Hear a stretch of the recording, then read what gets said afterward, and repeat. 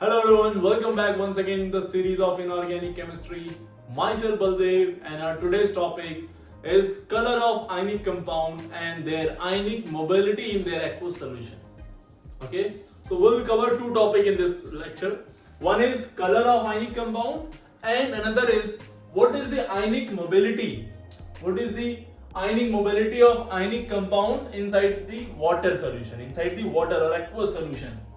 Okay, one more topic we'll consider in this ionic mobility topic, that is solubility. Solubility we'll cover in the next lecture, but in this particular lecture we'll cover ionic mobility, hydrated radii and hydration size.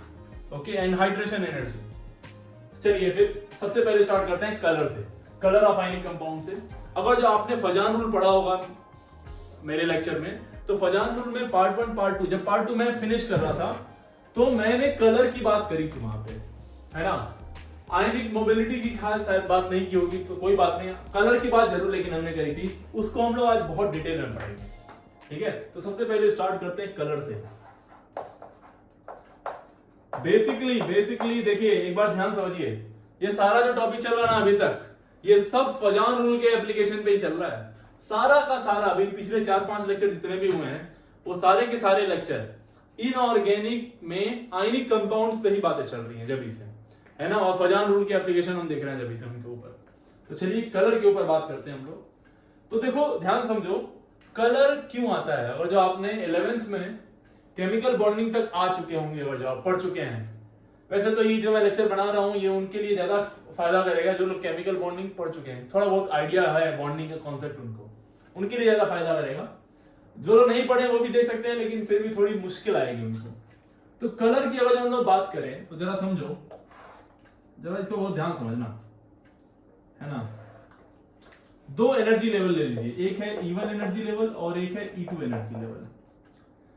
Atomic structure में आपने पढ़ा होगा कि electron, हमें यहाँ पे मान लिया है कि E2 की एनर्जी E1 से ज्यादा है, यानी ये हायर एनर्जी लेवल है, ये लो एनर्जी लेवल है, और इलेक्ट्रॉन मान लीजिए यहाँ पे है, इलेक्ट्रॉन यहाँ पे है।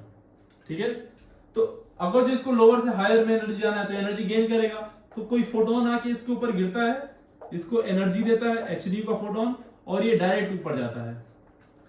जब ये ऊपर जाता है, ऐसे इस स्टेटमेंट, ऐसे प्रोसेस को हम लोग बोलते हैं एक्साइटेशन। क्या बोलते हैं? एक्साइटेशन। इलेक्ट्रॉन एक्साइट हुआ और हायर एनर्जी में गया। जब इलेक्ट्रॉन एक एनर्जी लेवल से दूसरे एनर्जी लेवल में जंप करके जाता है, such phenomena are called as transition. ऐसे फिनोमिना को बोलते हैं ट्रांजिशन। तो इसको हम लोग बोल सकते हैं electron make transition from lower energy to higher energy. ठीक है, लेकिन हाई एनर्जी में इसको बोलते हैं एक्साइटेड स्टेट। अब ये जो यहाँ पे ये ग्राउंड स्टेट था, ये ग्राउंड स्टेट से या लो एनर्जी स्टेट से वो हाई एनर्जी में स्टेट में चला गया, यानी कि एक्साइटेड स्टेट में चला गया। समझना बहुत ध्यान से इसको, बहुत ही जीरो से स्टार्ट किया मैंने, ताकि कोई कुछ ना जानता वो भी समझ जाए इसको। हाई एनर्जी स्टेट में गया। अब कोई भी चीज हाई एनर्जी स्टेट में ज्यादातर रह नहीं पाती है। जैसे आप किसी दिन बहुत खुश रहते होंगे, बहुत हाई एनर्जी रहती होगी आप, लेकिन क्या आप 24 घंटे उस स्टेट में रह पाते हैं? नहीं ना। कुछ देर बाद आप जल्दी से वहीं उसी स्टेट में, नॉर्मल स्टेट में आते हैं। तो इलेक्ट्रॉन भी वैसे ही है, ये हाई एनर्जी पे चला गया और हाई एनर्जी पे अनस्टेबल होता है, यहां ज्यादा देर रुकता नहीं है ये इलेक्ट्रॉन, वापिस से इलेक्ट्रॉन भाग के नीचे आ जाता है। और जब ये भाग के नीचे आता है, such phenomena are called as de excitation. De excitation, इसको बोलते हैं हम लोग क्या? De excitation. जब ये डी एक्साइट होगा, हायर एनर्जी से लोअर एनर्जी पे आएगा, तो कंफर्म है E2 माइनस E1 की एनर्जी यहाँ पे एमिट करेगा। ये डेल्टा E जो क्या होगा, E2 माइनस E1, ये एनर्जी क्या करेगा? Hν, उसको बोलते हैं हम लोग, एमिट करेगा। ये एनर्जी निकलेगी, ये एनर्जी यहां से निकलेगी। अब ये जो एनर्जी निकली, ये जो न्यू निकला, न्यू क्या है? फ्रीक्वेंसी। ये जो पर्टिकुलर ये फोटोन निकलता है, इसको फोटोन बोलते हैं हम लोग, इस फोटोन की फ्रीक्वेंसी है न्यू। अगर जो ये न्यू फ्रीक्वेंसी का फोटोन, न्यू फ्रीक्वेंसी या लैम्डा वेवलेंथ का जो फोटोन निकला, ये कलर के रेंज में आ जाता है। कलर के रेंज में, इसकी वेवलेंथ कलर के रेंज में आ जाती है, तो यहां से जो फोटोन निकलता है वो कलर्ड दिखने लगता है। वो क्या दिखने लगता है? Coloured. This is the mechanism, this is the real mechanism of ionic compound that why they are colored. Ionic compound यानी कोई भी कंपाउंड जो कलर होते हैं मोस्टली इस तरह के ट्रांजिशन की वजह से होते हैं। एक लो एनर्जी से हाई एनर्जी पे आता है, फिर हाई एनर्जी से जंप करता है नीचे। ठीक है, अब जरा देखना ये बेसिकली हुआ कहां, सनलाइट के केस में। एक बात और समझिए बहुत ध्यान से, कोई भी चीज अंधेरे में आपको कलर दिखता है क्या? कोई भी चीज को आप जब देखते हैं और वो कलर्ड है तो कब देखते हैं? लाइट के प्रेजेंस में देखते हैं। कलर कभी दिखेगा जब उसके ऊपर कोई लाइट फॉल करेगी। अंधेरे में क्या कोई सॉलिड आपको चमकता हुआ दिखता है? रेड कलर या ब्लू कलर नहीं, है ना? तो कलर तभी दिखता है बेटा जब आप उसको लाइट के प्रेजेंस में लाते हैं। जैसे बेसिकली होता क्या है, जैसे उसको लाइट के प्रेजेंस में आप लाओगे, है ना? यही ले लो, इसी खैर आयनिक कंपाउंड नहीं है, मैं एक एग्जांपल ले रहा हूं। अगर इसको आप अंधेरे में रख दो तो ये क्या दिखेगा? बिल्कुल नहीं दिखेगा। भाई क्या होता है, यहां से लाइट इस पे फॉल करती है और यहां से लाइट, अगर जो लाइट को ये अपने थ्रू जाने देता तो ये कलर नहीं दिखता। बेसिकली यहां पे टकराती है और फिर आके आपके ऊपर टकराती है यहां से, इसलिए ये कलर दिख रहा है। सेम कहानी यहां पे होती है, देखो जरा ऐसे ही कुछ सनलाइट, लेकिन यहां पे एक्साइटेशन डिक्साइटेशन की वजह से होता है कलर। सनलाइट आती है या फिर कोई भी लाइट आती है, इसके ऊपर गिरती है, इलेक्ट्रॉन इसका एक्साइट होता है और फिर वो जब ऊपर से नीचे आता है डी एक्साइट होता है, उस समय पे जो फोटोन निकलता है उस फोटोन का वेवलेंथ जिस कलर के रेंज में आएगा, अगर येलो आ रहा है तो वो येलो दिखने लगता है, वो सॉलिड। पिंक आएगा तो पिंक दिखने लगेगा, ब्लैक आएगा तो ब्लैक दिखेगा, जिस भी कलर के रेंज में आएगा वो वाला कलर आपको दिखने लगता है। ये बात समझ में आ गई?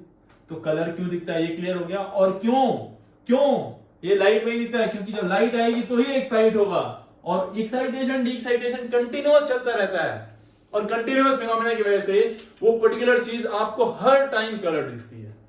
हर टाइम क्या दिखती है? कलर्ड। ये क्लियर हो गया? This is the real mechanism कि क्यों आयनिक कंपाउंड कलर्ड होते हैं। अब जरा समझना, ऐसे आपने हाइड्रोजन स्पेक्ट्रम में पढ़ा होगा, जो आपने एटॉमिक स्ट्रक्चर पढ़ लिया हो, तो अगर आपने कोऑर्डिनेशन कंपाउंड पढ़ लिया हो तो आपने स्प्लिटिंग पढ़ी होगी वहां पे, है ना? Splitting, crystal field splitting. उस स्प्लिटिंग से वैसे Eg और T2G वाले भी कहानी सेम है, बहुत सारे उसमें और भी चीजें हैं, मतलब ऑक्सीडेशन स्टेट वेरिएबल की वजह से कलर आता है, वो भी सब कॉन्सेप्ट यही है। सब बेसिकली लोअर एनर्जी से higher energy and then higher energy से लोअर एनर्जी, और जितना हायर एनर्जी जाएगा लोअर एनर्जी उतना हाई इंटेंसिटी का फोटोन निकलेगा, हाई एनर्जी का फोटोन निकलेगा। क्लियर हो गई ये बात? चलो अब जरा समझते हैं। अब आते हैं वापस से अपने आयनिक कंपाउंड के ऊपर। ये तो बेसिक था हमारा, एक हमने माहौल तैयार कर रहे थे कैसे हम लोग कलर को डिसाइड करते हैं। ठीक है, चलिए अब जरा समझो, दूसरी बात समझते हैं। लेट्स से हमें बात पता करना है कि NaCl का कलर क्या है। NaCl is ionic compound. तो अगर NaCl को ध्यान से देखें हम लोग, तो सोडियम में Na+ है और Cl का माइनस है। ठीक है, अगर जो इसका इलेक्ट्रॉनिक कॉन्फ़िगरेशन लिखे हम लोग, this is 1s2, this one is 2s2 and this one is 2p6। ये है कहानी।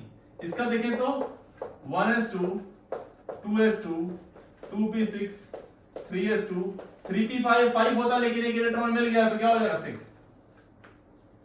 अगर जो अच्छे से देखो तो ये भी ऑक्टेट कंप्लीट है, 8 इलेक्ट्रॉन, ये भी ऑक्टेट कंप्लीट है, ये भी 8 इलेक्ट्रॉन, दोनों ही अपने स्टेबल इलेक्ट्रॉनिक कॉन्फ़िगरेशन में है, दोनों का ऑक्टेट कंप्लीट है। जब दोनों का ऑक्टेट कंप्लीट है तो यार एक्साइटेशन का तो कोई चांस ही नहीं है। हम लोग क्या बोल रहे हैं, इलेक्ट्रॉन एक्साइट होगा फिर डिक्साइट होगा तभी कहानी होगी। इसमें से ये भी स्टेबल कॉन्फ़िगरेशन शो कर रहा है, ये भी स्टेबल कॉन्फ़िगरेशन शो कर रहा है। जब दोनों ही स्टेबल कॉन्फ़िगरेशन शो करेंगे तो ऐसे में अगर जो ये इंडिविजुअल अलग है, सेपरेटेड है, और ये भी अलग है, सेपरेटेड है, आइसोलेटेड फॉर्म में है, तो इनमें एक्साइटेशन डी एक्साइटेशन की कहानी सेट नहीं हो पाएगी। अब ऐसे में होता क्या है? ऐसे में क्या होता है, ये कटायन आता है इस एनायन के पास, और जब इस एनायन के पास आता है तो इस एनायन के इलेक्ट्रॉन को अपनी तरफ पोलराइज कर लेता है। इस एनायन के इलेक्ट्रॉन को अपनी तरफ क्या करता है? पोलराइज करता है। और जब पोलराइज करेगा देखो ये इलेक्ट्रॉन क्लाउड ढेर ज्यादा होता जाता है। जब पोलराइज करेगा इसका इलेक्ट्रॉन तो बेसिकली ये चाहिए था यहां पे रहना, यहां पे, पर ये कुछ एक्सटेंट तक दूर आ गए, यहां तक आ गए इलेक्ट्रॉन। पोलराइज किया किसने? कैटायन ने इस एनायन के इलेक्ट्रॉन को क्या किया? अपनी तरफ खींचा। और जब ये खींचेगा तो यहां से इलेक्ट्रॉन, देखो ये न्यूक्लियस है, न्यूक्लियस से इलेक्ट्रॉन, न्यूक्लियस में पहले यहां पे था, उससे और दूर गया, और दूर हो गया तो न्यूक्लियस का अट्रैक्शन उस पर थोड़ा कम हुआ, थोड़ा क्या हुआ, कम हुआ। कम होने से ये थोड़ा तो ये खुद से आ गया। अब जैसे ही लाइट पड़ती है तो थोड़ा एक्साइटेशन और होता है, और एक्साइटेशन डी एक्साइटेशन, फिर 100% एक्साइटेशन यहां पे मिल जाता है। 100% एक्साइटेशन मिलेगा कब, जब ये कैटायन का क्या लगेगा, पोलराइजिंग पावर, किसके ऊपर, इस एनायन के ऊपर। कैटायन का होता है पोलराइजिंग पावर और एनायन की होती है पोलराइजिबिलिटी। तो समझिएगा, पोलराइजिंग पावर का मतलब होता है tendency of cation to attract the electron cloud of anion. Cation electron cloud of anion को कितने तेजी से अपनी तरफ खींच रहा है, कितने पावर से खींच रहा है अपनी तरफ, वो इसकी पावर हो जाती है कैटायन की। अब पोलराइजिबिलिटी क्या होती है, एनायन कितना आसानी से अपना इलेक्ट्रॉन जाने दे रहा है, ईज कितना है, आसानी कितना है इस एनायन के लिए कि अपने इलेक्ट्रॉन को जाने दे, वो उसकी पोलराइजिबिलिटी होती है। जितना आसानी से जाने देगा इलेक्ट्रॉन उतना दूर जाएगा, उतना अच्छा से एक्साइटेशन डी एक्साइटेशन होगा। जितना अच्छा से ये खींचेगा इसको, उतना बढ़िया से इलेक्ट्रॉन और दूर आएगा और फिर से एक्साइटेशन डी एक्साइटेशन होगा।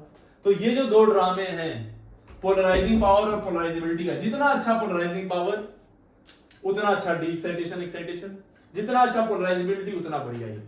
तो आपको वहां पे बताया गया था कि पोलराइजिंग पावर अगर जो ज्यादा होगा, है ना, और पोलराइजिबिलिटी भी ज्यादा होगी, पोलराइजिबिलिटी भी ज्यादा हुई तो कोवेलेंट कैरेक्टर ज्यादा होगा, आयनिक कैरेक्टर कम होगा, और कलर इंटेंसिटी भी ज्यादा होगी। क्यों? क्योंकि जितना ज्यादा क्या होगा, एक्साइटेशन डी एक्साइटेशन, कलर वहीं से तो आता है यार, एक्साइटेशन डी एक्साइटेशन से ही तो कलर आता है। अभी यहां पे पूरी कहानी देख ली हमने, उम्मीद है आपको ये समझ में आ गया होगा बहुत अच्छे से कि कलर आता कैसे। यानी कि जितना अच्छा कैटायन पोलराइज करेगा उतना बढ़िया यहां पे एक्साइटेशन डी एक्साइटेशन मिलेगा। अब जरा देखना है ना, थोड़ा सा और समझिए, थोड़ी सी और मेहनत करिए यहां पे मेरे साथ। अब एक बात और समझिए, दिमाग खोल के जरा समझो एक बात। क्वेश्चन देखो, क्वेश्चन नहीं हम लोग कर रहे हैं बेसिकली,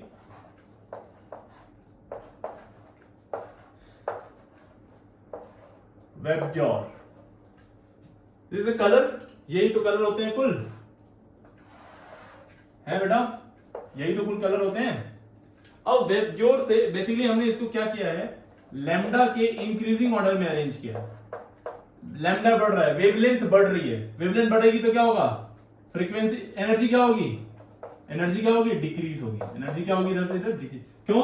E इक्वल्स टू क्या होता है, hc बाई लैम्डा, लैम्डा जितना ज्यादा एनर्जी उतनी कम। तो ये एनर्जी बढ़ रही है, यानी सॉरी एनर्जी घट रही है। तो बेसिकली ये कलर वाले हो गए। इसके बाद कौन सा आता है, इंफ्रारेड, कौन सा आ जाते हैं, इंफ्रारेड वाले आते हैं। और उससे पहले अल्ट्रावायलेट, ये क्या है, violet, indigo, blue, grey, yellow, orange and red. Red colour की वेवलेंथ सबसे ज्यादा होती है और वॉयलेट कलर की वेवलेंथ सबसे कम होती है, यानी सबसे ज्यादा एनर्जी इसकी होगी और सबसे कम एनर्जी इसकी। अब जरा एक बात समझना, जो इंफ्रारेड वाले होते हैं बेटा, इंफ्रारेड वाले बेसिकली दे आर कलरलेस बोलते हैं, या फिर इनको व्हाइट बोलते हैं, कलरलेस और व्हाइट। जो अल्ट्रा वायलेट वाले होते हैं ये बेसिकली ब्लैक होते हैं, उनको ब्लैक बोलते हैं हम लोग, क्या बोलते हैं, ब्लैक। और ये बीच में आता है कलर, बीच में आता है क्या, कलर। और जिसमें आपको थोड़ा बहुत भूल जाए तो एक कॉन्सेप्ट समझना कि V से वॉयलेट, अल्ट्रा वॉयलेट का V यहाँ पे, मतलब UV इधर होगा, IR इधर होगा, इसमें कंफ्यूजन है तो वॉयलेट का V इधर आ जाएगा और इसका R का ये R, ऐसे इंफ्रारेड का R, रेड से R। ये एक ट्रिक है छोटी मोटी, आप चाहो तो नहीं भी याद करो, आपके ऊपर है, कोई बात नहीं, ऐसे याद रखो आप, ठीक है ना। तो ये समझना ज्यादा ध्यान से, है ना, ये कहानी है पूरे कलर के कॉन्सेप्ट की। अब जरा देखना होता क्या है, बहुत ध्यान समझना। इसको मैं हटा रहा हूं इस साइड से, ठीक है।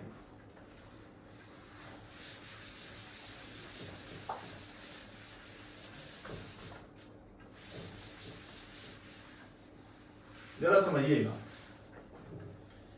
अब मैं एक क्वेश्चन देता हूं आपको, है ना, और इस क्वेश्चन में हम आपसे पूछ रहे हैं, अब जरा एक स्टेटमेंट लिख लेना, higher the polarising power of cation more will be the colour intensity.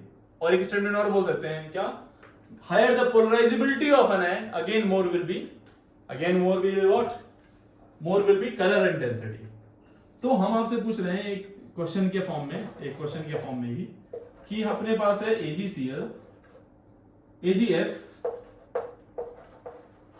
AgCl, AgBr and AgI, ठीक है। अब हम आपसे जानना चाह रहे हैं इनके कलर के बारे में, कलर इंटेंसिटी के ऑर्डर के बारे में, है ना। तो बेसिकली बेटा देखो, ऐसे समझो कि देखो इलेक्ट्रॉन है यहां पे, इलेक्ट्रॉन है इस जगह पे, ठीक है। अब उसको एक्साइट करा के ले जाना है किसी एक जगह पे, और वहां से वो डीएक्साइट होगा तो कलर आएगा, ठीक है। जरा बात को ध्यान समझिए, हमने बोला 4 मॉलिक्यूल लिए, चारों मॉलिक्यूल के इलेक्ट्रॉन को हमने पोलराइज किया। जरा समझो, कैटायन का इलेक्ट्रॉन तो एक्साइट होता नहीं है, एक्साइट किसका होता है, एनायन का इलेक्ट्रॉन। क्यों? क्योंकि कैटायन जो होता है ऑलरेडी पॉजिटिव चार्ज है यार, इलेक्ट्रॉन इसका दूर जाना बहुत मुश्किल सा हो जाता है। ये पॉजिटिव, ये नेगेटिव, ये पॉजिटिव, ये नेगेटिव, ये पॉजिटिव, ये नेगेटिव। अब जरा समझना, हम पोलराइजिबिलिटी की बात करें, जरा बताना पोलराइजिबिलिटी। अच्छा ये बताओ, कैटायन तो सेम है तो पोलराइजिंग पावर तो हर जगह सेम, पोलराइजिबिलिटी पे अब डिपेंड करेगा ये आयन पे। तो पोलराइजिबिलिटी सबसे ज्यादा किसकी होती है, जिसकी साइज बड़ी, इसकी साइज बड़ी किसकी, आयोडीन की। तो पोलराइजिबिलिटी क्या होगी सबसे ज्यादा, कहां पोलराइजेशन होगा, आयोडीन में। ये बात तो कंफर्म है। क्वेश्चन आपसे ऐसा पूछा गया कि कहा गया कि देखो ये ट्रांजिशन हो रहा है, यहां से एक इलेक्ट्रॉन, एक बार ट्रांजिशन हो रहा है यहां के लिए, एक बार ट्रांजिशन हो रहा है यहां के लिए, है ना, एक बार ट्रांजिशन हो रहा है आपका यहां के लिए, और एक बार ट्रांजिशन हो रहा है आपका बेसिकली ये भी यहीं के लिए, है ना। और इसको नाम दे दिया, बोल दिया कि फर्स्ट ट्रांजिशन सेकंड के अंदर हो रहा है, थर्ड के अंदर हो रहा है, और ये फोर्थ के अंदर हो रहा है। आपको आइडेंटिफाई करना है कि इनमें से फर्स्ट कौन सा है, सेकंड कौन सा, थर्ड कौन सा और फोर्थ कौन सा है। फर्स्ट सेकंड थर्ड फोर्थ कौन कौन से वाले हैं, आपको ये आइडेंटिफाई करना है। चलो एक बार खुद से दिमाग लगा दो पहले, फिर हम बताते हैं आपको, ठीक है। चलिए समझिए जरा इसको ध्यान से। फर्स्ट में क्या हुआ, बहुत कम एनर्जी गैप है, यहां से यहां में एनर्जी गैप बहुत कम है, बहुत ही कम। एनर्जी गैप कम का मतलब एक्साइटेशन कम हुआ है, इलेक्ट्रॉन इजीली गया नहीं, और एक्साइटेशन कम हुआ है इसका मतलब डी एक्साइटेशन भी कम। तो एक्साइटेशन कम किसमें होगा, जिसमें पोलराइजिबिलिटी ज्यादा होगी या कम होगी, ऑब्वियसली जिसमें पोलराइजिबिलिटी कम होगी। यानी फर्स्ट कौन सा है आपका, ये वाला। उसके बाद थोड़ा सा उससे ज्यादा एनर्जी ये वाला हो जाएगा, उससे ज्यादा ये वाला, और सबसे ज्यादा ये वाला बेटा, आया ना। तो कलर इंटेंसिटी की बात करें तो कलर की क्या हो जाएगा कहानी, सबसे ज्यादा कलर कहां मिलेगा, यहां पे। कंफर्म हो गई ना बात। अब जरा समझना, ये दोनों जो होते हैं ना, ये they are in white range, they are white colour, white colour के होते हैं ये, इसीलिए हमने देखो ये दोनों व्हाइट में ही हमने छोड़ दिया इसको, ठीक है। AgBr जो होता है it is yellow colour, it is what, pale yellow होता है, is pale yellow. And this one last one is dark yellow. देखो तो ये थर्ड वाला जो आया है वो येलो के इस वाले रेंज में आया है, और ये येलो के इस वाले रेंज में है, डार्क येलो। डार्क येलो क्यों, क्योंकि इसमें पोलराइजिबिलिटी और ज्यादा होगी, तो उस येलो वाले में सबसे डार्क वाले रीजन में चला जाएगा वो। तो देखिए ये है ब्यूटी क्वेश्चन की, है ना। इस तरह से क्वेश्चन को घुमा के पूछ दिया, या फिर पर्टिकुलर इस तरह से क्वेश्चन को पूछ दिया। अब मैं और से कुछ क्वेश्चन देता हूं आपको, और देखिए कैसे कैसे क्वेश्चन बन सकते हैं इसमें। कुछ कलर आपको याद करने पड़ेंगे, जैसे वैसे ऑर्गेनिक इनऑर्गेनिक में और आगे पढ़ाऊंगा, आपको बताऊंगा कौन कौन से याद करने हैं, ठीक है। अगर याद कर रख पा रहे हैं तो ये सब याद रखते जाइए, लेकिन इसमें क्वेश्चन कैसे बनेगा जरा देखना। एक क्वेश्चन आया देखो कैसे ऐसे, एक क्वेश्चन आपको दिया कि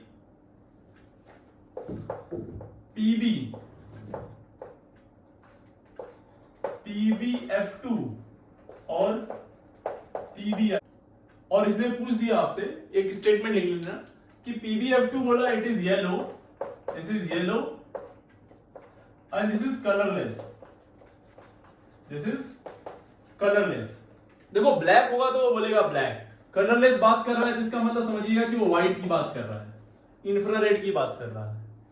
अब बोल रहा है कि PbF2 is yellow and PbI2 is colourless, is it true और फॉल्स? ये स्टेटमेंट ट्रू है कि फॉल्स है, आपको ये बतानी है। चलो खुद से बताओ फटाफट एक बार सोच के, हैं क्या है, ट्रू की false? Yes it is false. क्यों it is, why it is false? False क्यों है? बोलो यार फॉल्स क्यों है ये स्टेटमेंट, फॉल्स क्यों? क्योंकि कह रहे हैं कि साहब F2 देखो इसमें तो +2, ये दोनों सेम है, कैटायन सेम है, एनायन बदल रहा है। यहां पे पोलराइजेशन ज्यादा है और यहां पोलराइजेशन कम। पोलराइजेशन ज्यादा तो कलर, तो एक्साइटेशन डिक्साइटेशन ज्यादा। यहां पोलराइजेशन कम, कह रहे हैं फ्लोरीन में पोलराइजेशन कम है तो कलर आ रहा है, कलर आ रहा है ना, तो यानी एक्साइटेशन ठीक ठाक हो रहा है, कलर आ रहा है। आयोडीन में नहीं आ रहा है, तो आयोडीन में क्या होना, और ज्यादा एक्साइटेशन होना चाहिए, तो उसमें भी कलर आना चाहिए, लेकिन कह रहे हैं कि नहीं वो यही रुकेगा। Is it possible? क्या ये पॉसिबल है? नहीं, इट इज फॉल्स। ये स्टेटमेंट क्या है? It is false statement. ठीक है, अनदर क्वेश्चन, अनदर क्वेश्चन। एक हमारे पास है HgF2 और एक अपने पास है HgI2। ठीक है, अब इसमें बोला है कि ये कलरलेस है, ये है कलरलेस, ठीक है, और ये स्कारलेट रेड कलर का होता है, स्कारलेट रेड। अब आप इस पे मत जाइए कि स्कारलेट रेड है क्या है, आपसे बस पूछा है कि इज इट ट्रू और फॉल्स, ये स्टेटमेंट ट्रू है कि फॉल्स। तो देखो अगेन फ्लोरीन में क्या, पोलराइजेशन कम, कलरलेस का मतलब व्हाइट, यहां पे आ गया। और स्कारलेट रेड, क्या ये हो सकता है? आयोडीन में यस पोलराइजेशन ज्यादा है तो पॉसिबिलिटी है, तो हम बोल सकते हैं यस इट इज ट्रू। अरे हाँ या ना यार, बोलो, ये बात समझ में आ रही है आपको? अगला देखिए, अगला बहुत ही इंटरेस्टिंग एंड इंपॉर्टेंट क्वेश्चन। ऐसा पूछा देखो, ZnS CDS NHGS, zinc cadmium और मरकरी, जिंक कैडमियम और मरकरी लिया, जिसमें से जिंक को बोल दिया, ZnS को बोल दिया it is white, it is white, this one is yellow and this one is black. यानी एक व्हाइट यानी कि एक यहां पे आ रहा है, येलो यानी कि इस वाले रेंज में आ रहा है, और ब्लैक यानी कि यहां पे आ रहा है। ब्लैक आने का मतलब क्या हो रहा है? ब्लैक आने का मतलब क्या हो रहा है कि कलर बहुत ज्यादा, मतलब एक्साइटेशन डिक्साइटेशन बहुत ज्यादा हो रहा है, यानी कि पोलराइजिंग पावर या पोलराइजिबिलिटी बहुत ज्यादा हो रही होगी ब्लैक में। येलो में क्या हो रहा होगा? ब्लैक वाले से कम, और इसमें सबसे कम। अब इसमें चेक करते हैं, देखो तो सल्फाइड तो सेम है यार, -2 सेम है। यहां पे क्या है? Zn पे 2+, HgCd पे 2+, और Hg पे 2+। तो यार अगर जब आपको याद हो तो पोलराइजिंग पावर जब मैंने पढ़ाया था, सही वही है फजान रूल का सेकंड पार्ट, तो उसमें ये पार्ट 3 वाला केस लिया था हमने, और वहां पे बोला था कि zinc cadmium mercury, zinc cadmium mercury, अगर आपसे वहां नहीं पढ़े भी और ऐसे भी आपको मालूम है तो अच्छी बात है। ऊपर से नीचे आने पे डी ब्लॉक के केस में, स्पेशली डी ब्लॉक के केस में, यहां से पोलराइजिंग पावर बढ़ता है। पोलराइजिंग पावर क्या होता है? इंक्रीज होता है, या फाई की वैल्यू इंक्रीज होती है, चार्ज डेंसिटी इंक्रीज होती है, या फिर जेड इफेक्टिव इंक्रीज होता है। इफेक्टिव न्यूक्लियर चार्ज क्या होता है? बढ़ता है। जब इफेक्टिव न्यूक्लियर चार्ज बढ़ेगा तो यानी कि यहां से यहां क्या बढ़ रहा है? पोलराइजिंग पावर, पोलराइजिंग पावर क्या हो रही है? इंक्रीज। पोलराइजिंग पावर यहां पे ज्यादा है, Hg2+ की सबसे ज्यादा पोलराइजिंग पावर, और Hg2+ की पोलराइजिंग पावर सबसे ज्यादा होगी, समझ रहे हो? तो इलेक्ट्रॉन को खींच के ले आएगा दूर, खींच के दूर ले आएगा, तो एक्साइटेशन डिक्साइटेशन उतना ज्यादा गैप मिलेगा, और जितना ज्यादा गैप, तो क्या कह रहा है? ब्लैक का मतलब बहुत ज्यादा गैप, येलो का मतलब कम गैप, और व्हाइट का मतलब और कम। तो is this true? Yes. Again, this statement is true. Very interesting and strong statement. Clear है बात? चलो एक क्वेश्चन और देख लेते हैं हम, एक क्वेश्चन और। अब भाई आईआईटी को कैसा क्वेश्चन पसंद है, मतलब आईआईटी स्पेशल एक क्वेश्चन कर लेते हैं। आईआईटी स्पेशल ये सारे हैं, ठीक है, समझो इस बात को। ये क्वेश्चन थोड़ा सा इंपॉर्टेंट मैं क्यों बोल रहा हूं, इसमें क्वेश्चन में ऐसा बोला, देखिए क्वेश्चन को थोड़ा घुमा के उसने पूछा, अगेन क्वेश्चन सेम है और थोड़ा सा घुमा हुआ क्वेश्चन है, ठीक है। ऐसे बोला, predict the colour of predict the color of PbF2, PbCl2, PbCl2 and PbBr2 if PbI2 is white. If PbI2 is white, अगर जो PbI2 white कलर का है ना, तो आपको PbCl2 and PbBr2 का कलर बताना है। अगर PbI2 क्या है, ये white है। तो मैंने आपको बताया था पहले ही कि देखो, आपको आईटी में क्वेश्चन ऐसा आया, एग्जामिनेशन में ऐसा क्वेश्चन आया, तो कलर अगर जो आपसे बोल रहा है आप बताओ। देखो, कलर एक ऐसी प्रॉपर्टी है जो आप खुद नहीं बता सकते, ये याद ही रखना पड़ता है आपको। कलर आप नहीं बता, आपको कैसे मालूम यार कि वो कितना एक्साइटेशन हो रहा है, किस एनर्जी पे आ रहा है, किस वेवलेंथ का फोटोन निकल रहा है, ये हमें नहीं मालूम है। ठीक है, तो हम क्या करेंगे, हमने क्या किया, कुछ आइडिया लिया डेटा से, और उस डेटा के बिहाफ पे बस हम एक ऑर्डर बता सकते हैं और ये बता सकते हैं कि हाँ ये पॉसिबल है कि नहीं, जैसे हमने इन क्वेश्चंस को किया। इस तरह से क्वेश्चन आएंगे। तो यहां भी ये कलर पूछा, इसका मतलब ये नहीं कि आपको कलर बताना ही है, इसका मतलब वो आपसे कुछ और जानना चाह रहा है। इसका मतलब इस क्वेश्चन में कुछ कॉन्सेप्ट छिपा हुआ है ना, जरा समझो। अगर जो उसने बोल दिया आपसे कि ये व्हाइट कलर का है, तो इसको समझना पड़ेगा ध्यान से आपको कि देखो +2 तो सभी में है, तो पोलराइजिंग पावर तो सेम है, पोलराइजेबिलिटी ऑफ एनायन पे डिपेंड करेगा। तो देखो जरा, सबसे ज्यादा पोलराइजेबिलिटी किसमें होती है, आई में, फिर से कम Br में, फिर सबसे कम। तो कह रहा आई वाला यानी कि सबसे ज्यादा जिसमें पोलराइजेशन है वो इंफ्रारेड वाले रीजन में आ रहा है, यानी कि वो व्हाइट कलर का आ रहा है। व्हाइट कलर का मतलब कलरलेस आ रहा है। तो यार जब ये यहां से यहां आ रहा है, तो ये दोनों कहां जाएंगे, क्या ये इधर जा सकते हैं कहीं, बिल्कुल नहीं यार, ये और इधर ही पास में रहेंगे, यहां पे। अरे हाँ है ना, और ये सारा का सारा रीजन इधर से इधर क्या है, व्हाइट। तो क्या इनका कलर होगा, क्या बोलो यार, दे आर ऑल्सो कलरलेस। ये भी क्या है, होंगे कलरलेस ही होंगे। There is no such colour of PbCl2 and PbBr2। वो क्वेश्चन आपसे यही जानना चाह रहा था, बस फंसा रहा था आपको। These are the conceptual question. इस तरह से क्वेश्चन फंसाए जाते हैं, अच्छे क्वेश्चन। ठीक है, आपको लगता है कि यार ये क्या लगता है, घटिया क्वेश्चन आ गया, इसमें कैसे पूछ सकता है आईटी में क्वेश्चन, यार रटने वाला क्वेश्चन हो गया। नो, रटने वाला क्वेश्चन नहीं है। देखो इनऑर्गेनिक यही है इनऑर्गेनिक। तब है क्या ये, देखो पूरी तरह से लॉजिकल चल रही, सारी कहानी लॉजिकल चल रही। अब आपको समझ में नहीं आता है, इसलिए आपको लगता है, आप डिटेल में पढ़े नहीं होते इसलिए आपको लगता है कि टफ है। बिल्कुल टफ नहीं है, देखो बहुत इजी, बहुत इंटरेस्टिंग। चलिए, तो ये फर्स्ट पार्ट कलर पे। अब सेकंड पार्ट हम लोग स्टार्ट करते हैं हाइड्रेशन, आयनिक मोबिलिटी पे। ठीक है,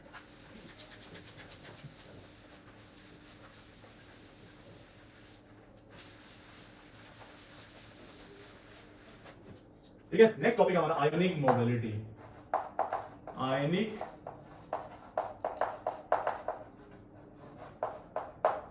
मोबिलिटी, इन शॉर्ट हम लोग इसको आईएम बोलेंगे, आयनिक मोबिलिटी। ठीक है, आयनिक मोबिलिटी का मतलब आयंस का मूवमेंट, कितना इजीली कोई आयन मूव कर पा रहा है, उसकी मोबिलिटी उतनी अच्छी होगी। ठीक है, तो बेसिकली आयंस कब मूव करते हैं, इलेक्ट्रिसिटी जब पास कराते हैं हम लोग बेसिकली तब। तो एक तरह से इस तरह से हम लोग सोल्यूशन ले लेते हैं, बेटा जरा ध्यान समझिएगा। ठीक है, एक इलेक्ट्रोलाइटिक आपने सोल्यूशन ले लिया यहाँ पे। ठीक है, यहाँ पे इलेक्ट्रोड्स डाल दिया आपने, एक ले लिया आपने एनोड, दूसरा ले लिया आपने कैथोड, ये पॉजिटिवली चार्ज और ये नेगेटिवली चार्ज। ठीक है, लेट्स से आपने इसमें NaCl डाल दिया वाटर में, तो NaCl का एक्वा सॉल्यूशन हो गया ये। इसमें क्या होगा, इसमें होगा Na पे प्लस और Cl पे माइनस, Na पे प्लस और Cl पे माइनस, अलग अलग टूट जाएंगे पानी में आने के बाद ये। अब होता क्या समझना जरा, ये पॉजिटिवली चार्ज रॉड हो गई और ये नेगेटिवली चार्ज रॉड। तो सॉल्यूशन के अंदर पॉजिटिव वाले आयन किधर मूव करेंगे, इस नेगेटिव वाले रॉड की तरफ, इधर मूव करना शुरू हो जाएंगे, हाँ या ना, अरे बोलोगे। और ये नेगेटिव वाले किधर मूव करना शुरू कर जाएंगे, पॉजिटिव वाले की तरफ। अब ये कितना इजीली Na प्लस और Cl माइनस इन कैथोड्स की तरफ, इन रॉड्स की तरफ, इन इलेक्ट्रोड्स की तरफ कितना इजीली ये मूव कर रहे हैं, वही होती है उनकी आयनिक मोबिलिटी। कितना इजीली, ईज ऑफ मूवमेंट जो होगा वही बताएगा आयनिक मोबिलिटी के बारे में। क्लियर हो गई बात? मैंने क्या बोलना चाह रहा हूं कि ये जो आयंस मूव करेंगे इसके अंदर जाने के बाद, पानी के अंदर जाने के बाद, वो होगी उनकी क्या? आयनिक मोबिलिटी। Ionic mobility. अब जरा समझिएगा, बहुत ध्यान समझना कि कैसे हम लोग ये चेक करेंगे। देखो होता क्या है, जैसे आप Na+ को आपने वाटर में डाला है ना, जैसे इसको पानी में डालते हैं आप, तो क्या होता है, this Na+ being a positive charge, ये इलेक्ट्रॉन को अपनी तरफ खींचता है। वाटर के पास ऑक्सीजन में लोन पेयर है जिसके पास इलेक्ट्रॉन पड़े हुए हैं। तो जैसे ही ये Na+ पानी में जाता है, Na+, तो Na+ को वाटर के मॉलिक्यूल चारों तरफ से घेर लेते हैं बेटा।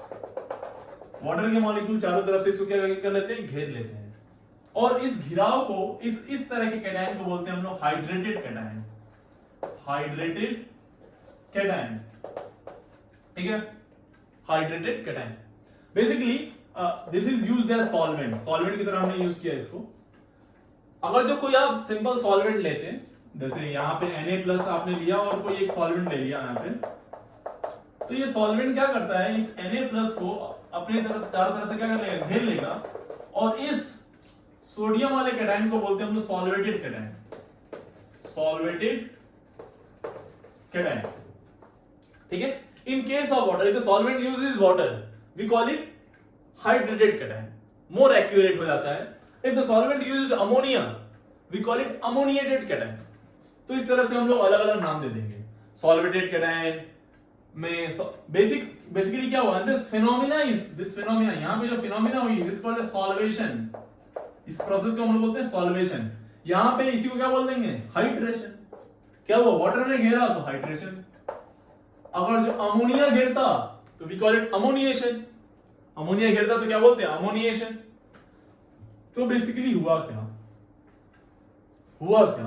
यहां पे देखो ऑक्सीजन है ना, H और H, तो इस पे क्या होता है, ये डेल पॉजिटिव होता है, यहाँ डेल नेगेटिव, ऑक्सीजन इलेक्ट्रॉन खींच के रखता है अपने पास, तो ये नेगेटिव सेंटर होता है और ये आसानी से इस पॉजिटिव वाले को अपनी तरफ खींच लेता है।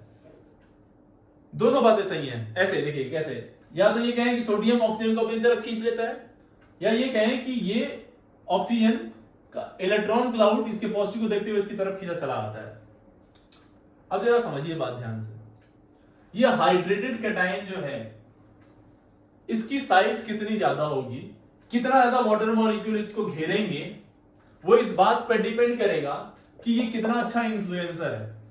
ये जो कैटायन जो है कितना बढ़िया से इन्फ्लुएंस कर पा रहा है, कितना ज्यादा उसके ऊपर चार्ज डेंसिटी है कि वो घसीट के हर तरफ से वाटर को अपनी तरफ खींच के रख ले। हाँ या ना?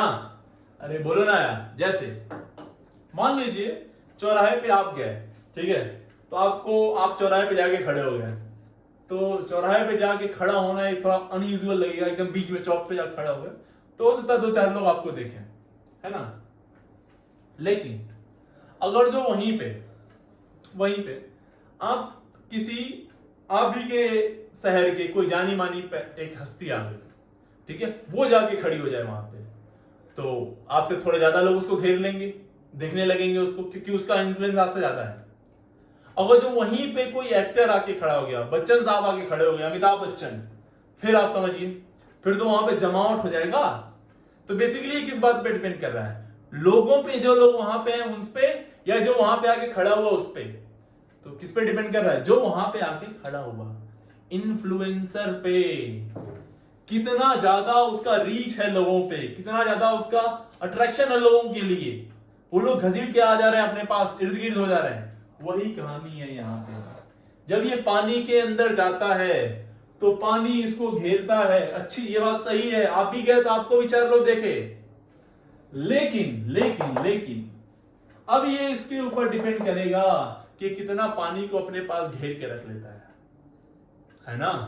तो जरा समझना बहुत ध्यान से, ये Na+ है ना, तो कैटायन जो है ना, कैटायन का पोलराइजिंग पावर जितना ज्यादा होगा, यानी चार्ज डेंसिटी, पोलराइजिंग पावर जितना ज्यादा होगा, उसको वो ज्यादा वाटर को अपनी तरफ खींचेगा, उसका हाइड्रेटेड कैटायन जो होगा उसकी साइज भी उतनी ज्यादा होगी, यानी हाइड्रेशन साइज जो होगा, हाइड्रेशन रेडियाई या रेडियाई बोल दीजिए, चलिए रेडियस उतनी ज्यादा होगी।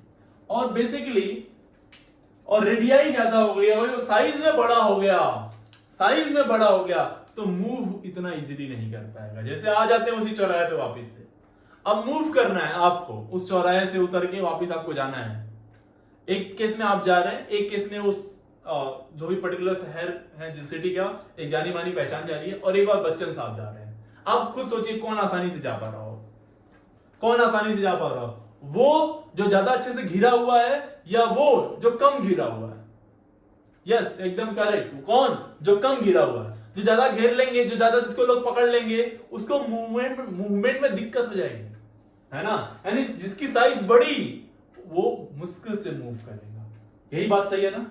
तो देखो पोलराइजिंग पावर, हाइड्रेशन रेडियाई जितनी ज्यादा उसकी आयनिक मोबिलिटी उतनी कम, आयनिक मोबिलिटी उतनी कम। तो जो हम लोग ऐसा बोले हैं ionic mobility is directly proportional और inversely proportional, inversely proportional to polarising power, क्योंकि पोलराइजिंग पावर जितना ज्यादा होगा उसकी साइज उतनी ज्यादा हो जाएगी।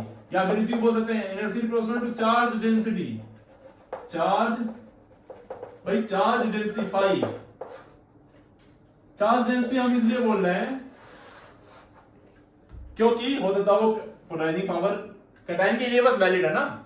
एनायन भी पोलराइज होते हैं, एनायन को भी ये घेरता है, और एनायन को घेरेगा तो वहां पे क्या चार्ज डेंसिटी देखेंगे। जितना अच्छा चार्ज डेंसिटी होगा उतना घसीट के आएंगे उसके पास वाटर के मॉलिक्यूल, जितना वाटर के मॉलिक्यूल आएंगे साइज उतनी बड़ी होगी, साइज जितनी बड़ी होगी मूवमेंट में उतना मुश्किल।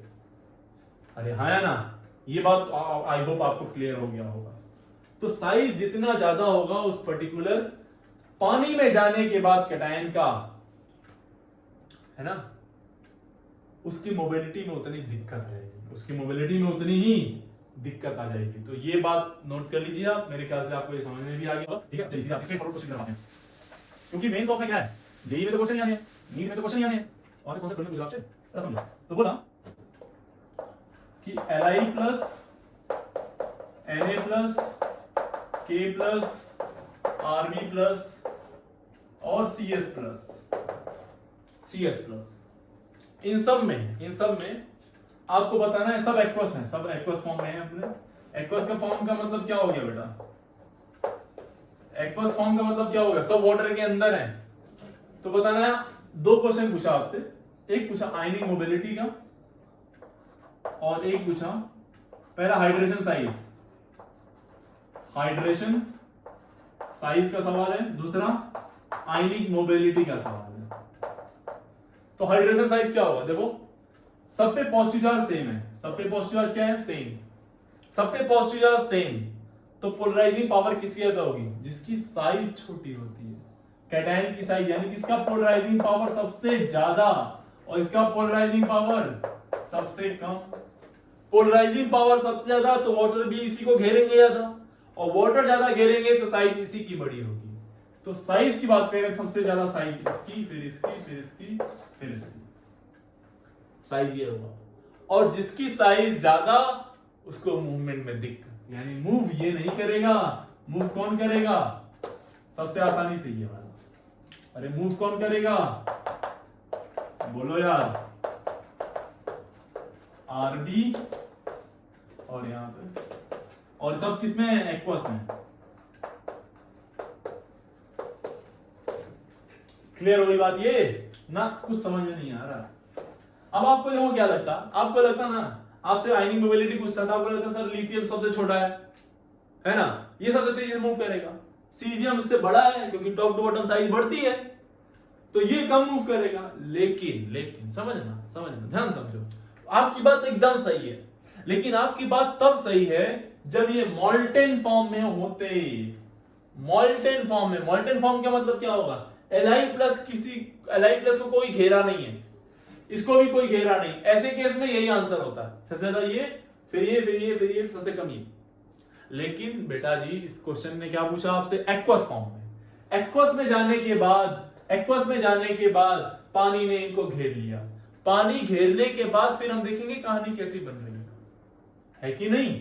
तो पानी में घेरने के बाद जो सबसे छोटा था वो सबसे मोटा हो गया, जो सबसे छोटा था वो सबसे मोटा हो गया, सबसे मोटा था वो छोटा ही रह गया। तो पानी में जाने के बाद कहानी पलट जाती है। तो आयनिक मोबिलिटी समझ में आ गया आपको? ठीक है, एक दूसरा क्वेश्चन देख लेते हैं ऐसे ही। इसमें आपको आयनिक मोबिलिटी ही बतानी है। Be2+ का एक्वस, मैग्नीशियम 2+ एक्वस फॉर्म में लिया, कैल्शियम 2+ एक्वस फॉर्म में लिया, स्ट्रोंशियम 2+ एक्वस फॉर्म में, बेरियम 2+, इसको भी हमने किस में लिया? एक्वस फॉर्म में ही ले लिया। आपसे पूछा है इसमें आयनिक मोबिलिटी बता दो, क्या बोला? पानी में जो जाएगा जो छोटा होगा वो मोटा होगा, ये छोटा तो यही मोटा, और ये मोटा तो मोबिलिटी इसकी सबसे कम, आयनिक मोबिलिटी इसकी सबसे कम। आई होप आपको ये समझ में आ गया होगा। नहीं आया समझ में? अगला क्वेश्चन देखो, third question, F- Cl- Br- और I-, जरा समझिएगा, ये भी एक्वस, ये भी एक्वस, ये भी एक्वस और ये भी एक्वस। अब देखो यार, सब पे नेगेटिव चार्ज है, उसको कैसे घेरेगा पानी? F- को पानी कैसे घेरेगा?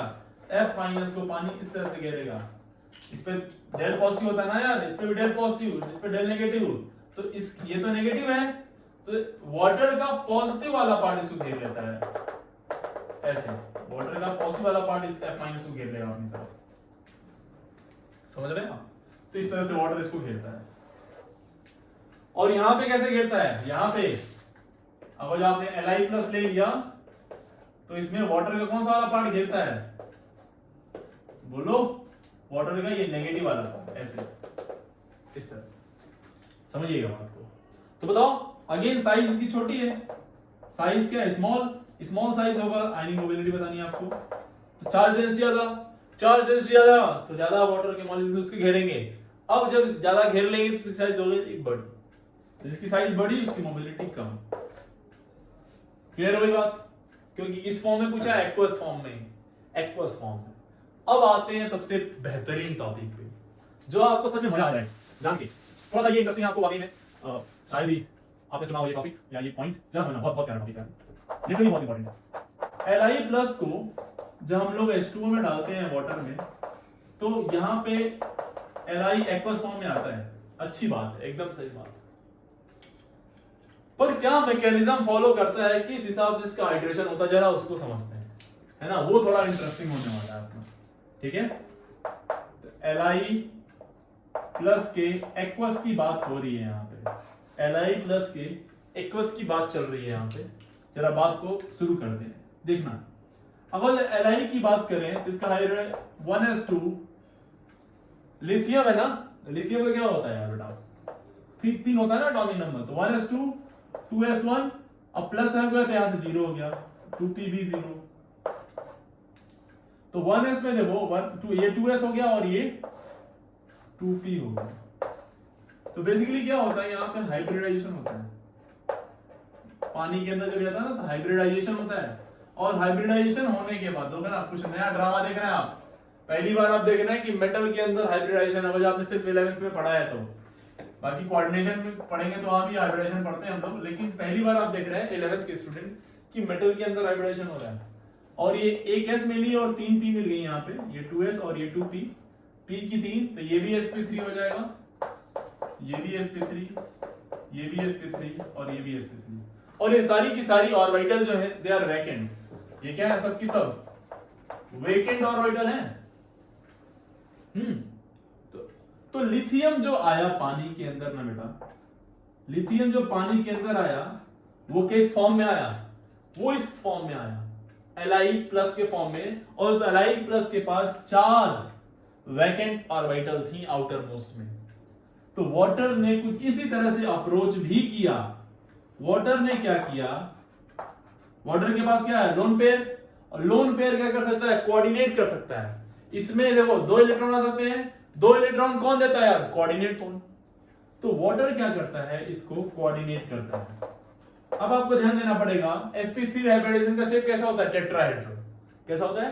टेट्राहेड्रल। तो इसकी ऑर्बिटल जो होंगी sp3 की वो टेट्राहेड्रल होंगी। तो टेट्राहेड्रली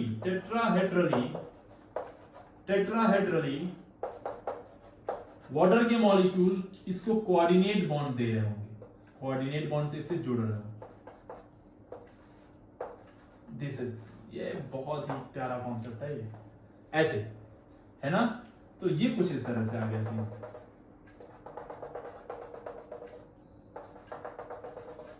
ये पानी के अंदर ये कहानी है इसकी, ठीक है, पानी के अंदर की ये कहानी है इसकी। ये जो है this is primary shell of water. Lithium के चारों तरफ ये वाटर की primary shell, this is primary shell of water. इसको हम लोग बोलेंगे क्या, this what, this primary shell of water, primary shell of water. And primary shell of water is formed by coordinate bond, and this lithium is tetrahedrally surrounded। जितने भी statement मैं बोल रहा हूं सारे स्टेटमेंट लिखने हैं आपको। This lithium is what, tetrahedrally surrounded by 4 water molecule। This lithium is tetrahedrally surrounded by 4 water molecule। अब कहानी समझना जरा, कहानी ये तो रही, ये तो वो कहानी रही जब क्या था, जब इस लिथियम ने इसके साथ कोऑर्डिनेट बॉन्ड बनाया। अब इस लिथियम का कुछ पोलराइजिंग पावर भी होगा, इस लिथियम का क्या होगा, कुछ पोलराइजिंग पावर भी। उस पोलराइजिंग पावर से ये क्या करेगा, वाटर के मॉलिक्यूल्स को अपनी तरफ घेरेगा। नॉर्मल ऐसे वाटर के मॉलिक्यूल्स इसके पास आएंगे, और नॉर्मल वाटर के मॉलिक्यूल जब इसके पास आएंगे तो एक और लेयर बनेगी, this layer is called as secondary layer, secondary shell of water. Water की सेकेंडरी शेल हो गई। प्राइमरी शेल जो बनी, दिस प्राइमरी शेल, बड़ा बहुत ध्यान से क्वेश्चन पूछा, प्राइमरी शेल ऑफ वाटर किस बॉन्ड से बना हुआ है लिथियम के अंदर, क्या जवाब आएगा फटाफट, कोऑर्डिनेट बॉन्ड से। कौन से बॉन्ड से, कोऑर्डिनेट बॉन्ड से। क्वेश्चन दूसरा आया, सेकेंडरी शेल ऑफ वाटर किससे आया है, सेकेंडरी शेल किस टाइप के बॉन्डिंग से मिलकर बनी हुई है, तो बताओ यार। वाटर क्या होता है, पोलर, वाटर क्या होता है, पोलर, और ये पोलर होगा तो डाइपोल होगा उसके अंदर। ये क्या है, आयन, क्या है, आयन। तो ये आयन और वाटर क्या है, डाइपोल। तो कौन सा इंटरेक्शन यहां पे हो गया, आयन डाइपोल। तो इसके अंदर कौन सा होगा, आयन डाइपोल, आयन डाइपोल। तो ये पहली बात और ये दूसरी बात। फर्स्ट पॉइंट क्या था, primary shell of water is tetrahedrally surrounded by 4 water molecules through coordinate bond, and the hybridization of in this case is sp3। समझिए, बहुत इंटरेस्टिंग टॉपिक है। Secondary shell of water is surrounded by water molecules through ion dipole interaction, okay. और देखना जरा, lithium is small in size, जब lithium small in size होगा तो polarising power ज्यादा होगी, पोलराइजिंग पावर ज्यादा होगी तो ज्यादा से ज्यादा वाटर मॉलिक्यूल्स क्या कर लेंगे, घेर लेंगे। ये कहानी तो आपको क्लियर हो गई होगी, पक्का पक्का। तो ये था पहला। अब आते हैं दूसरे पे। दूसरी की बात करते हैं सीजियम की, सीजियम प्लस में। तो सीजियम प्लस में देखो, मैं एक आइडिया देता हूं आपको जनरली, ऐसे मैं सोडियम की बात कर लेते हैं। सोडियम की बात करें तो सोडियम में क्या आता है बेटा, 1s2 2s2 2p6 3s1 होता है, लेकिन यहाँ पॉजिटिव आ गया तो 0 हो जाएगा, 3s0 3p0 एंड 3d0, ये सारे ही 0 हो जाते हैं। इस केस में हाइब्रिडाइजेशन में डी भी पार्टिसिपेट करती है, तो इसमें डी पार्टिसिपेट करती है तो हाइब्रिडाइजेशन होता है sp3d2, sp3d2, और उसके नीचे सबका होता है यही sp3d2, sp3d2, sp3d2। समझना, ठीक है, sp3d2। तो इस केस में क्या होगा, इस केस में sp3d2 का मतलब क्या होता है, ऑक्टाहेड्रल, जरा समझना। सीजियम को अब वाटर के मॉलिक्यूल वापस से घेरेंगे, सीजियम को वाटर के मॉलिक्यूल वापस से घेरेंगे, और इस बार किस तरह से घेरेंगे, ऑक्टाहेड्रली। कैसे, ऑक्टाहेड्रली, देखना, कोऑर्डिनेट बॉन्ड बनाएंगे और octahedrally 6 coordinate bond, 6 coordinate bond मेरे लाल, 6 कोऑर्डिनेट बॉन्ड ऑक्टाहेड्रली। तो this is the primary shell of water, this is what, this is the primary shell of water, ये primary shell of water. Again primary shell of water किससे बनी है, primary shell of water किससे बनी है इसकी, बोलो यार, कोऑर्डिनेट बॉन्ड से। Primary shell of water is formed by coordinate bond. Now secondary shell of water कैसे बनी, सेकेंडरी शेल ऑफ वाटर इसकी कैसे बनी, तो सेकेंडरी शेल ऑफ वाटर जो बनी है वो अगेन सीजियम का अपना कुछ पोलराइजिंग पावर होगा, तो यहां से वापस से इसको घेर लेंगे। लेकिन लेकिन लेकिन सीजियम का, सीजियम, और जब हम लोग पोलराइजिंग पावर की बात करें तो लिथियम का पोलराइजिंग पावर काफी ज्यादा होता है सीजियम से। तो सेकेंडरी शेल जो होगी, ये इसकी प्राइमरी शेल होगी, ये वाली, ये प्राइमरी शेल, और ये वाली जो होगी इसकी कौन सी, सेकेंडरी शेल। प्राइमरी शेल तो अच्छी है इसकी, लेकिन सेकेंडरी शेल बेटा नहीं बन पाएगी ज्यादा। क्यों?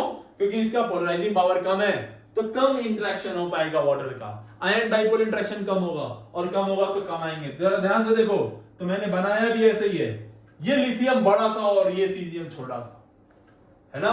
तो Li प्लस की एक्वस की साइज सीजियम प्लस के एक्वस की साइज से काफी ज्यादा होती है। हाइब्रिडाइजेशन बात करें, इसका हाइब्रिडाइजेशन sp3, इसका हाइब्रिडाइजेशन sp3d2 एक्वस के फॉर्म में। The primary shell of water is surrounded by, in case of lithium, is surrounded by four water molecule through coordinate bond. Tetrahedral is surrounded by four water molecule, and secondary shell of water is surrounded by again water molecule. This lithium is surrounded by water molecule through which bond? Ion dipole interaction. तो ये bond bonding की कहानी पूछा जा सकता है आपसे। सबसे थोड़ा सा इंटरेस्टिंग और थोड़ा अलग आपको जो मिला है वो यही चीज मिली है, बेसिकली हाइड्रेशन में।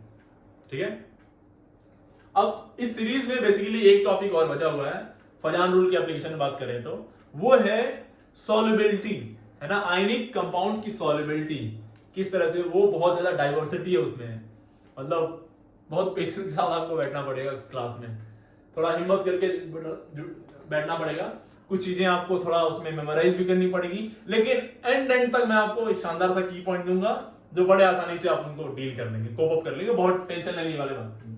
फिलहाल आप यहां तक करके रखिए। आज की क्लास थी कलर और आयनिक मोबिलिटी के ऊपर, तो मेरे ख्याल से आपको ये दोनों समझ में आ गया होगा पूरी तरह से। ठीक है, ठीक है, आज के लिए इतना रहने देते हैं। Thank you very much.